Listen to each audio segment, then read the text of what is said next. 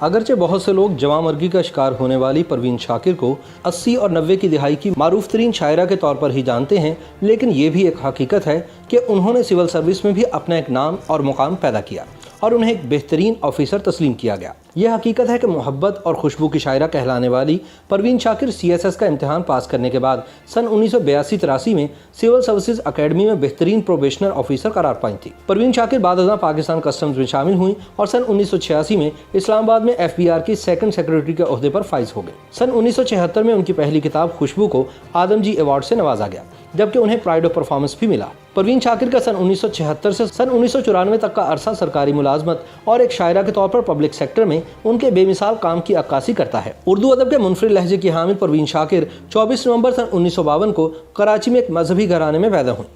ان کے والد کا نام سید شاکر حسین تھا اور ان کے خاندان میں کئی نامور شعراء اور ادبا پیدا ہوئے، جن میں بہار حسین آبادی قابل ذکر ہیں۔ پروین شاکر کے نانا حسن عسکری اچھا ادبی ذوق رکھتے تھے۔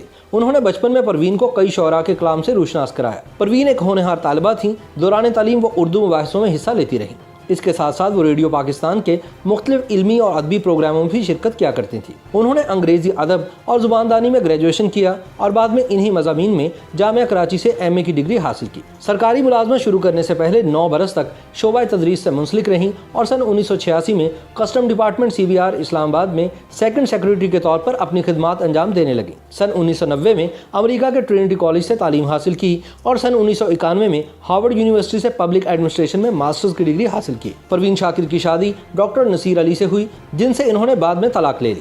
پروین شاکر کی شاعری اردو ادب میں ایک تازہ ہوا کا جھونکا تھا۔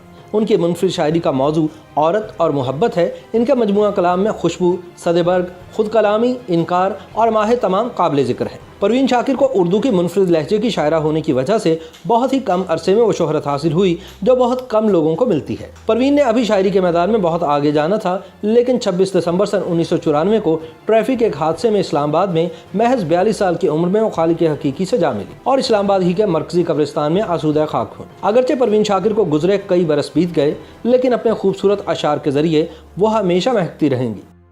YouTube پر گوگلی نیوز دیکھنے کے لیے youtube.com کی سرچ بار میں گوگلی نیوز TV ٹائپ کریں۔ گوگلی نیوز کے پیج پر سرخ رنگ کے سبسکرپشن والے بٹن پر کلک کرنا نہ بھولیے۔ YouTube پیج پر اپلوڈ ہونے والی ویڈیوز سے باخبر رہنے کے لیے بیل آئیکن پر کلک کیجیے۔ آپ کو ہر نئی ویڈیو کے بارے میں نوٹیفیکیشن موصول ہو جائے گا۔